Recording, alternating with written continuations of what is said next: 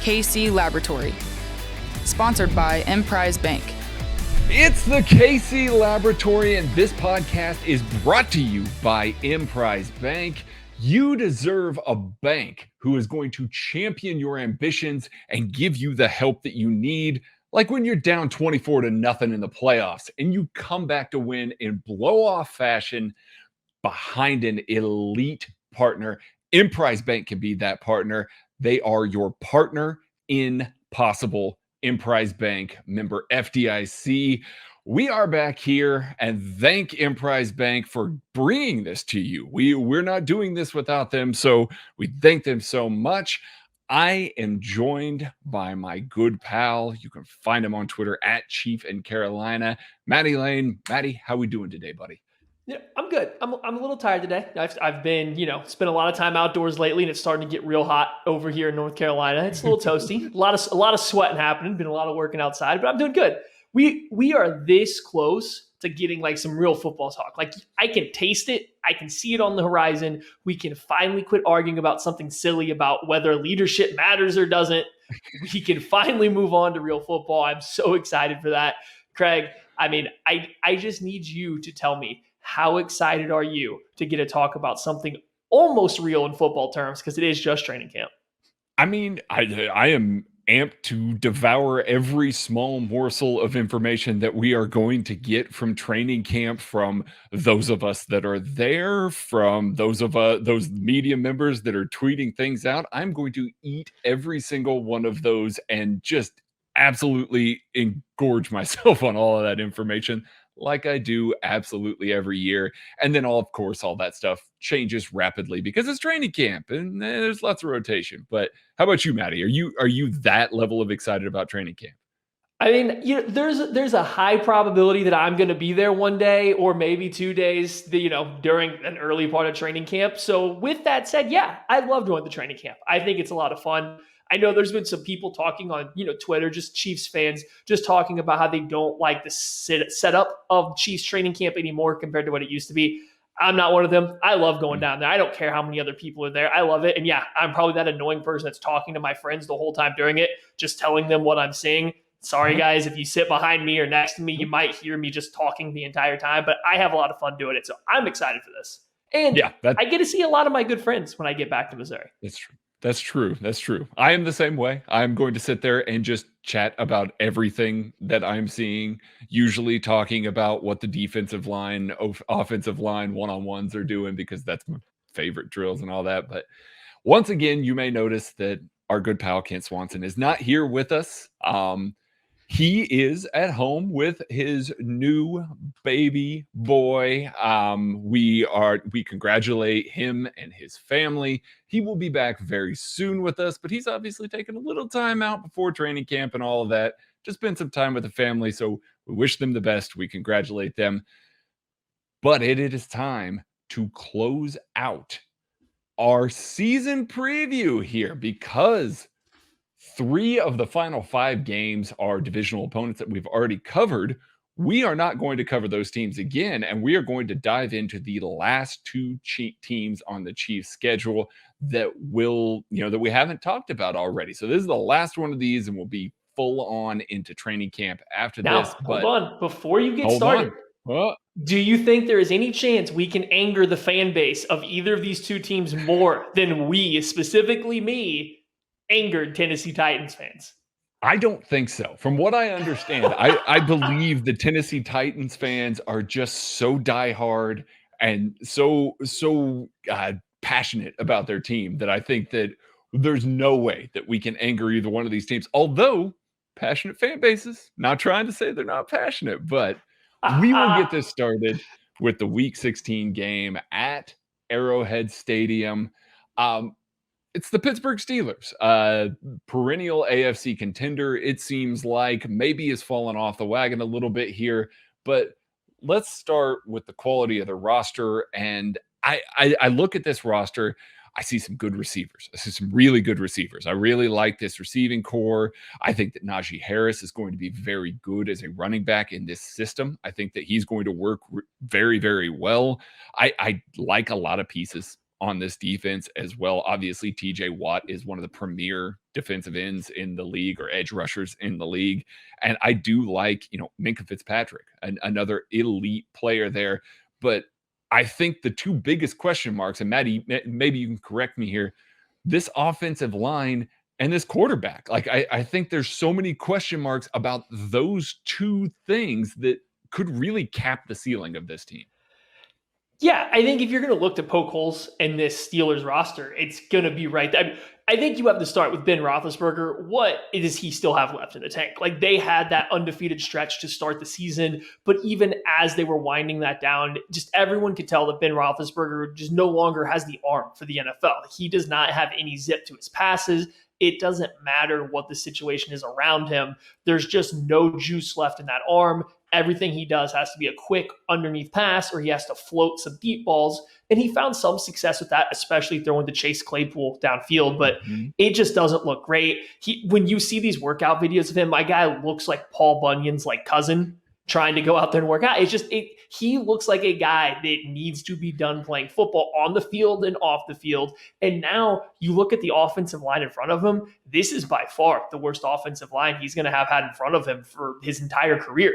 So now all of a sudden you're taking a guy who no longer shrugs off 3 280-pound defenders per play and slings the ball into a tight window, but you have a guy that's going to have no protection, and he really needs to get his entire body, which is a lot, into every single throw to make it work. Yeah, and the situation exacerbated by the fact that David DeCastro got cut recently, and rumors that he's retiring. I don't know that I ever heard the full conclusion to that, but they went and signed Trey Turner to kind of fill his spot. A downgrade, not that I hate Trey Turner, but a downgrade from the player that David DeCastro was. There's just a lot of questions on that offensive line. So that leads to the question, is this going to be a situation where this coaching staff can elevate the talent at some of these positions? And when you look at this coaching staff, what do you see, Maddie? Well, we talked a lot about the offense. I don't even think we got to the big question mark on defense. We're Chiefs fans. We're not the biggest Steven Nelson supporters in the entire planet. I think most Chiefs fans just saw a lot of struggles from him here, whether it was scheme-based or his own play. But he played well for the Steelers. I can admit that. He played well for the Steelers over his time there. He's now gone. So they're relying on an old Joe Hayden, who's clearly lost a step. And then they're going to put Justin Lane into the starting spot across from him. And then Cameron Sutton's come on a little bit as a nickelback, but not great. So they've lost a lot of guys in that secondary. So that's going to be a question mark on the defensive side. But as far as the offensive side goes, Matt Canada, not the strongest resume to be an offensive coordinator. Not that he's going to be bad. There's not a lot of backing. This is his first. Well, he stepped up as the quarterback's coach for the Steelers last year, and you saw how their game turned from the deeper passing attack to the quick game. He's now the offensive coordinator. And with Mike Tomlin there, that's essentially going to be his show. So it's a relatively big unknown. The offense, with that offensive line, with the quarterback play, and now the offensive coordinator, that's a lot of question marks. The team's going to have to be carried by a good defense and their defensive coordinator, Keith Butler. I think Craig's going to tell you how he hopefully can lead them to that. Yeah, the Steelers talked Keith Butler into coming back. He's been with the team forever. He's the linebackers coach under Dick LeBeau. So a guy who's intimately familiar with Blitzburg, essentially. He's going to send the house. He's going to blitz a lot. He understands how all that works. They talked him into coming back, signed a 1-year deal here. So it's not like they had him come in and they got long-term plans for this. They had to talk him into coming and doing this. He was 5th in the league in points last year. And a lot of that came from the pass rush, TJ Watt and not Vic Beasley. Bud Dupree. Thank you. My goodness. My brain just misfired a synapse there. Bud Dupree, those guys did really well rushing the passer. They were able to lock guys down, again, with Steven Nelson, Joe Hayden, Cameron Sutton. These guys actually played really well, but it was Minkah Fitzpatrick joining this team that really kind of flipped the script and was able to, kind of amp up this defense to play to the level that they were capable of. Now, Bud Dupree's not there anymore, and Steven Nelson's not there anymore. So there are questions, but Keith Butler is a heck of a defensive coordinator. Now, he's going to have to maximize those guys because he is down a few players they weren't able to replace to the level that you would kind of hope that they are. But I do think that this is probably still, a top 12 probably defense, just because, I think Keith Butler's that good, and guys like TJ Watt and Minkah Fitzpatrick are just huge difference makers. So now we're going to talk about new additions here. There's not a ton of them on this team. They didn't make some of the big splashes that you would guess. I'll go ahead and talk about him because I talked about him already. Najee Harris was their first round pick this year. He just screams Pittsburgh to me. This just very hard nosed, good catching the football as well. Just kind of has all these elite traits for a running back. Now, he's got some mileage on him, as most Alabama running backs do, but this team has needed somebody that they could really rely on and have be the guy for this offense. They've been searching for it since Le'Veon Bell left. James Conner's been around, but he's not been able to stay as healthy as they would like. So they've had to siphon some guys around. I think Najee Harris is going to come in and be that guy for them immediately. And that's going to be that element that Ben Roethlisberger is going to need, to kind of check down, get out of some of these situations where he can't trust his arm as much. He's still a smart guy that can extend plays. Najee Harris is going to be that guy maybe late in the play that's going to be able to catch something and be able to do something with the ball and in some open space. And so like Craig said, there's not a lot of new additions. It's essentially their draft class. And then, it's kind of some depth guys added to the depth chart. So I'm going to have to stick with the rookie, but I'm going to go with Kendrick Green, a 3rd round draft pick, offensive center or guard, but looks like he's going to be listed as a center competing for that starting center job out of Illinois. I love Kendrick Green as a prospect. He's a super athlete. I understand, we're Chiefs fans. We know that Creed Humphrey tested as like the elite of the elite of the elite, center athletes of all time. You cannot watch him and then Kendrick Green and tell me you don't think Kendrick Green's a better athlete on the football field. He just moves at a way that offensive centers don't. He's giving you immediate, Jason Kelce movement vibes at that position. So I think it's an interesting fit with him on a Steelers offensive line that in the past has been so physical, has been big, mauling guys.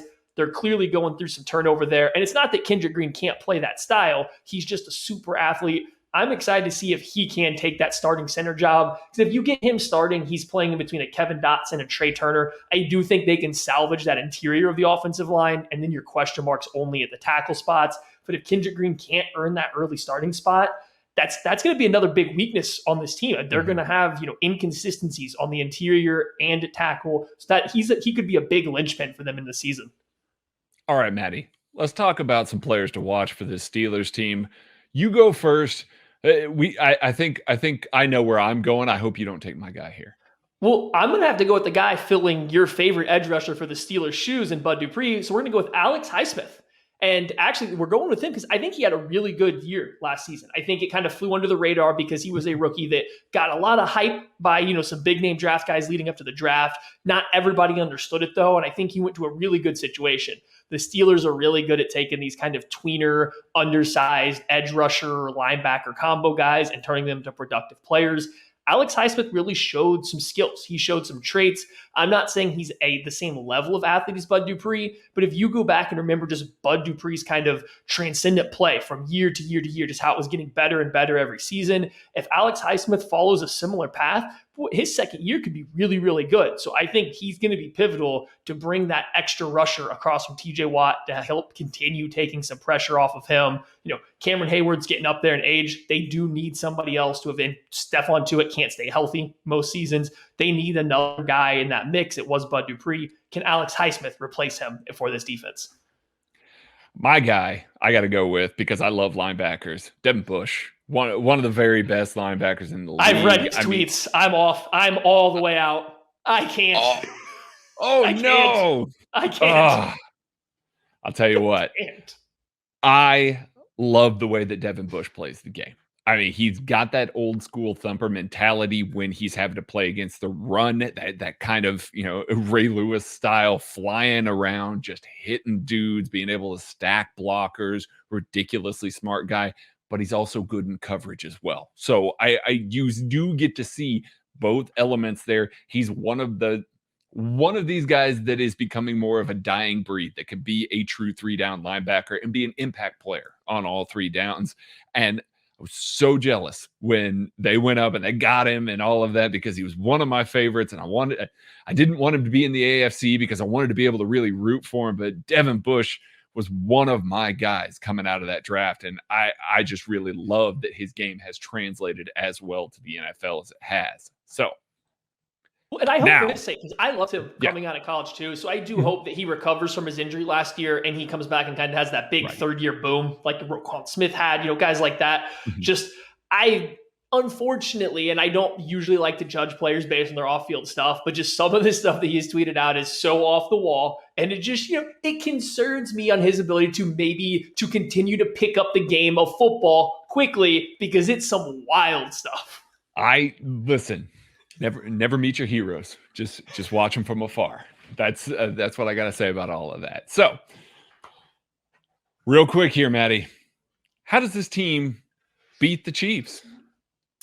The defensive line stays entirely healthy. So that includes, Stephon Tuitt stays healthy all the way through the year. Cameron Hayward's feeling good. Tyson Alulu continues to have the same resurgence that he did last year. So that defensive line's rolling. TJ Watt's having another defensive player of the year, kind of play. And then Alex Highsmith does take that step up. And all of a sudden you have this dominant pass rush, snap after snap after snap, similar to what they had last year. And they just happened to catch the Chiefs on a B- level game. That pass rush takes over and feasts on, Orlando Brown maybe doesn't have his best week. Mike Rimmers or Lucas Niang at right tackle doesn't hold up. This pass rush just controls the game from the beginning. Yeah, that's where I was going to go with it as well. There are very few players in the NFL that can take over a game on the defensive side of the ball. TJ Watt is capable of that. He really is capable of wrecking a full game plan. And then on the other side of the ball, if the Steelers can get, some 50-50 balls to go their way with Chase Claypool and get Najee Harris going, I think that this game could end up being close, but it does start and end with the defense there. So, Maddie, with that being said, who is your Chiefs non-Mahomes MVP against the Steelers? Listen, I started this by saying that I was coming off the Devin Bush, bandwagon because of his tweets. So I'm going to have to go with Travis Kelce. Matched up against Devin Bush in coverage, game over. You want to put Terrell Edmonds on him? I mean, come on, I've seen Terrell Edmonds attempt to cover. No, it's not happening. I don't think Cameron Sutton has the size. I don't think they have a player that can match up with Travis Kelce. They will play a lot of zone against you. He eats that up. Travis Kelce's going for $150 and 2 touchdowns in this game. Easy. Now, my guy that has to play at a high level for the Chiefs to really lock this game out is a guy that probably won't get any MVP votes because of the position that he plays, but it's a guy that's fresh to Kansas City, much like our pals at Macadoodles want to be coming up here, Orlando Brown Jr. Orlando Brown has a chance to put his stamp as one of the top left tackles in the league if he can go out and shut down TJ Watt, shut down Alex Highsmith. This is going to be a good rush tandem. So if he can line up and lock down both of those guys, he's not going to post the gaudy stats. He's not going to have all these things that are going to make it look like, he's racked up all this stuff. But he would be my MVP if he keeps Patrick Mahomes standing and clean and show why they brought him to Kansas City, just like we need to bring Macadoodles to Kansas City. If you are a franchisee, not even just in Kansas City, let's just get them everywhere. This place is awesome.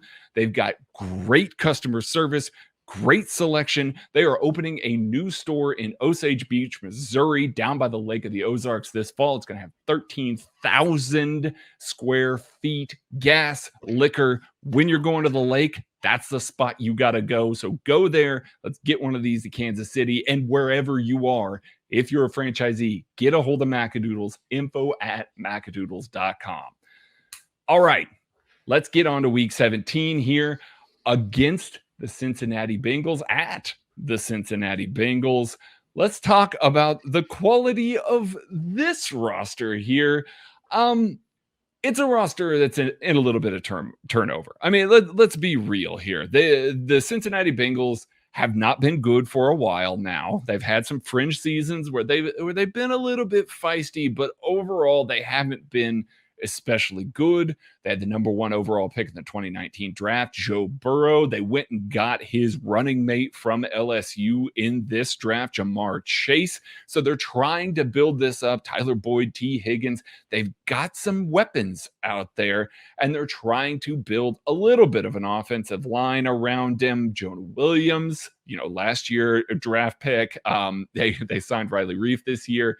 So they've made an effort to try and improve things in front of Joe Burrow. I think that there's still a lot of pieces, I think, missing. And I think there's a lot of average pieces. I think everything's got to kind of break the right way for this offense to look the way that I think everybody wants them to. I think it's possible. I'm not saying that it's not possible, but I think that entire offense kind of has to play a little bit above their means for them to be the kind of competition that they want to be this next year. They look like they're trending in the right direction. Like it's this whole roster, but especially the offensive side of the ball has taken, a step up from last year. And so is the defensive side of the ball with some of the additions that we'll get to here in a second. So this team's going the right direction, but it is still very clear why they have not had, or why they've had back-to-back really early draft picks these past 2 seasons. And it goes more than just some bad injury luck or some, questionable coaching. The roster hasn't been great. They're still working on filling out some places. The offensive line looks like it's finally starting to come together, but you have so many young guys on there that you don't expect it to all be done this year. Same thing on the defensive side. They have a lot of young guys at key positions that will need some time to kind of round into form. So I think the whole roster is going in the right direction. I think it's very clear that you can see the path they're trying to take, the kind of team they're trying to build. It's just, I think it's going to take another year, maybe 2 after this. And when we get to the coaching staff here in a second, we'll have to talk about if they're going to make it there, because it has not been a great start for Zach Taylor and company.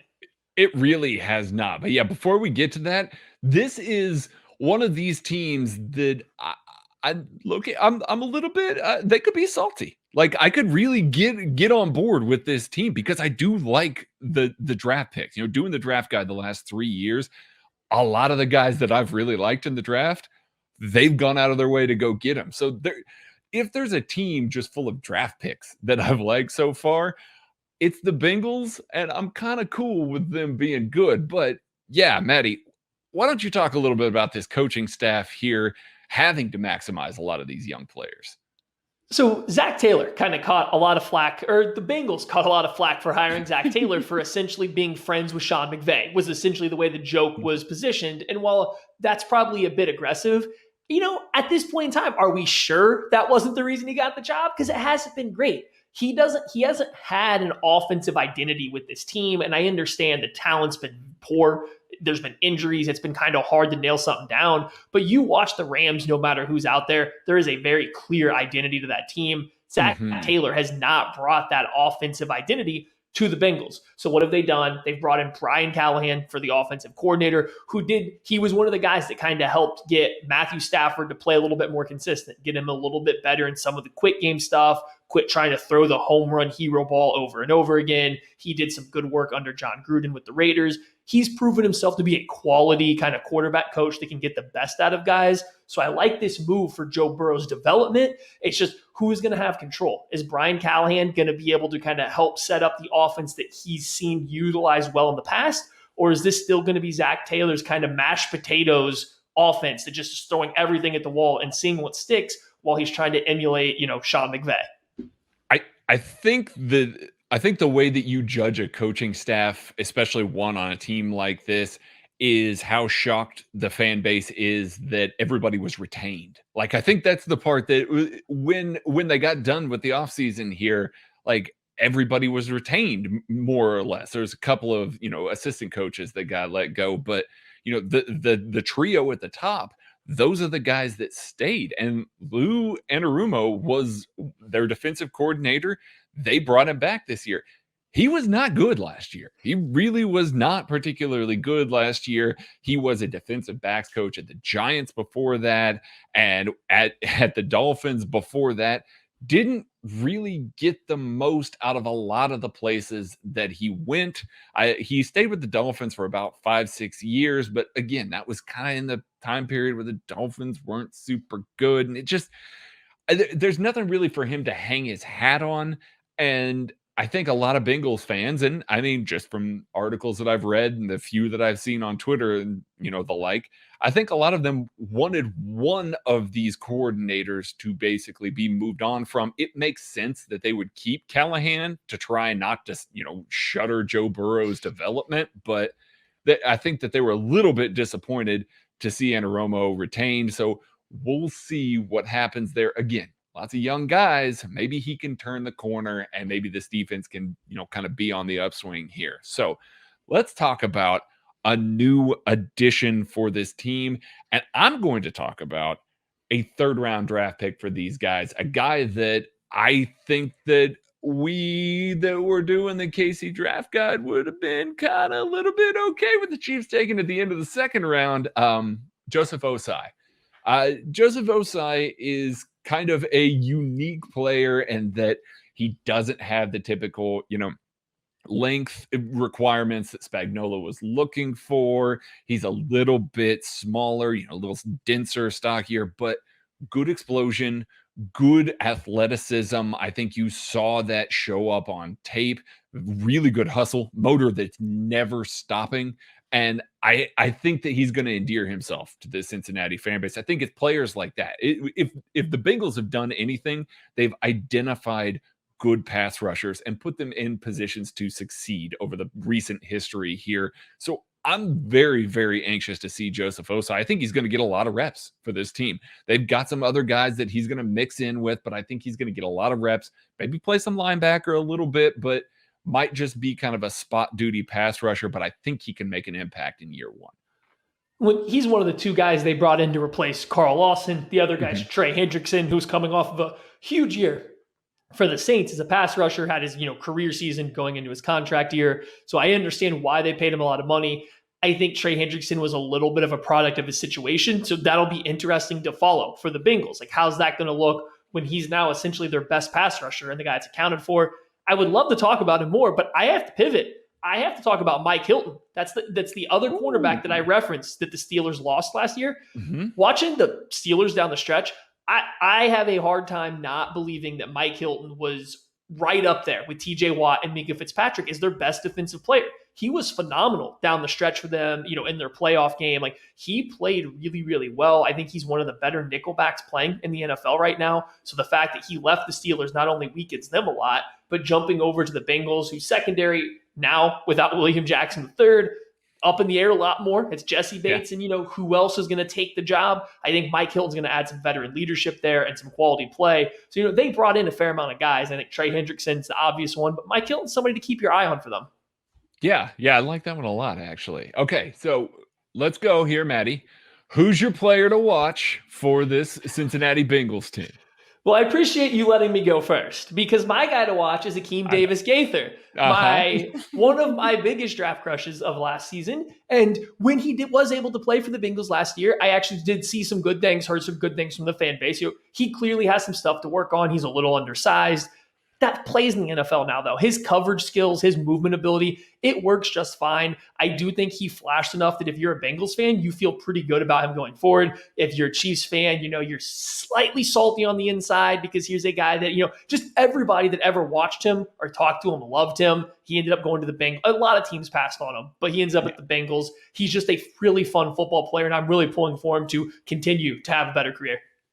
My guy is Akeem Davis Gaither because he was everybody's draft crush. I mean, you couldn't you could tell in the draft process when guys got to the Louisiana. Was it Louisiana Tech? It was the Louisiana Tech game that he I think played. It was Louisiana Lafayette, wasn't it? That's what it was. It was Louisiana Lafayette. But you could tell when everybody got to that specific game because all of a sudden it was just like, oh, Akeem Davis Gaither, you say? He was really good.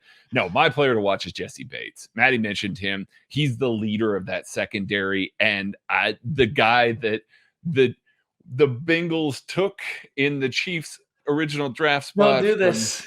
Breland Speaks. Jesse Bates has been top shelf He's been one of the better safeties in the league since Jump Street for this team. And he doesn't get a whole lot of pub because he plays on a poor team and he doesn't get a whole lot of help on this team, but he has just been exceptional on the back end for this team. He's been a true impact player back there for them. And I think you see some of these people who know a lot about football that, really break down film and stuff like that. You can see when they get to the Bengals, again, just like we talked about with Akeem Davis-Gaither, they start watching and it's like, oh man, Jesse Bates is really good. We need to be talking about that guy more. I'm just anxious to see him on the field again because he's such a good player. He's such a quality player, a guy that we all loved in that draft, but he's been ridiculously good for this Bengals team. I expect that to continue. So, well, I got to throw in yeah. You said you like the Bengals a little bit, or the roster, just kind of a fun roster. They might win over some other Chiefs fans if somebody goes and looks at this depth chart. They got a lot of local guys. Wyatt Hubert out of K-State, Puka Williams out of Kansas. As our great friend Kent would be very upset if I didn't mention, Jamar Chase once a commit to Kansas for some reason. Everybody's a commit to Kansas if you talk to Kent. They have a whole host of just kind of Big 12 or Midwest players on this roster. I just thought it was funny that they had so many, Kansas, K-State kind of guys right there. But I think there might be some, if you're looking for a second team to root for and you're a fan of, the local teams, this is a team you might like. They have a lot of guys that have played in the area, Chiefs fans. Yeah, absolutely. And a lot of linebackers I liked. I mean, Logan Wilson, Jermaine Pratt, guys like that I've just been fans of over the past year. Craig, noted Logan Wilson fan. Hey, listen. I liked Logan Wilson enough. How about that? I was completely cool with the Chiefs taking Logan Wilson. So now, big question. Maddie, how does this Cincinnati Bengals team beat the Kansas City Chiefs? Well, if you're the Bengals, you're hoping that you're still playing to showcase for your coaching staff that they should come back next season. And you're hoping the Chiefs have locked up the first seed in the playoffs, or they have locked up the second seed with no ability to get the first seed, and they play their backups. You're playing for something. They're not. And you just hope that, you can out execute them based on talent, because your starting roster should be a little bit more talented than the Chiefs, majority of their backups. It's just this coaching staff scares me. So it's going to be a tough road no matter who the Chiefs field out there. I do like that Matty hasn't adjusted to the 18-game season yet, and he thinks that the Chiefs are maybe going to rest 2 weeks. I love it. That's obviously what I did. I definitely didn't confuse week 17 with game 17. Yeah. No, definitely didn't do that. No, the way that this team wins is I just think that they got to find something. Like, it's got to click, and it's all got to click. Like I said, they've got to play above their means, and if they want to beat the Chiefs, they got to play well above their means. I just don't know that they've got enough game-breaking talent, at least on paper, what we're looking at right now. Enough game-breaking talent. I like Joe Mixon. I like Jamar Chase. I like T. Higgins even, but I don't see those guys as being, maybe Jamar Chase, but I don't see those guys as being like true game breakers that are just going to tilt the field in their favor, no matter who it is that they're playing. So I just don't know that there's a real solid avenue for this team to really be that, unless they just find something in the middle of the season. If Joe Burrow recaptures his kind of LSU glory right before he came into the draft with Jamar Chase, T. Higgins, we didn't even mention Tyler Boyd, who's been really well, and this offensive line adding Jackson Carman to Jonah Williams and Riley. It's like,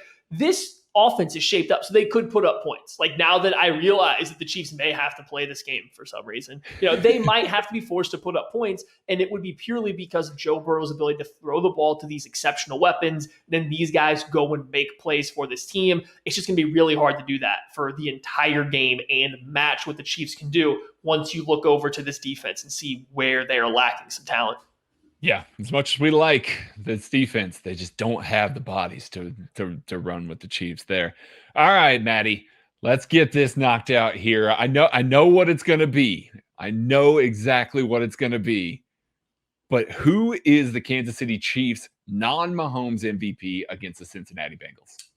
So I think Mike Hughes is going to be very important for this one, because he's going to be going up against Tyler Boyd playing in the slot. Like, he's going to be in the slot having to be matched up against one of, the more productive slot receivers over the past few seasons. I think by this point of the year, Mike Hughes is going to either be forced into or have earned that kind of starting slot defensive back role. And I think that's good for the Chiefs. So this is a chance to showcase everything he can do in that position. First quality talent as the Chiefs are kind of leading that final push into the playoffs on their way to another Super Bowl.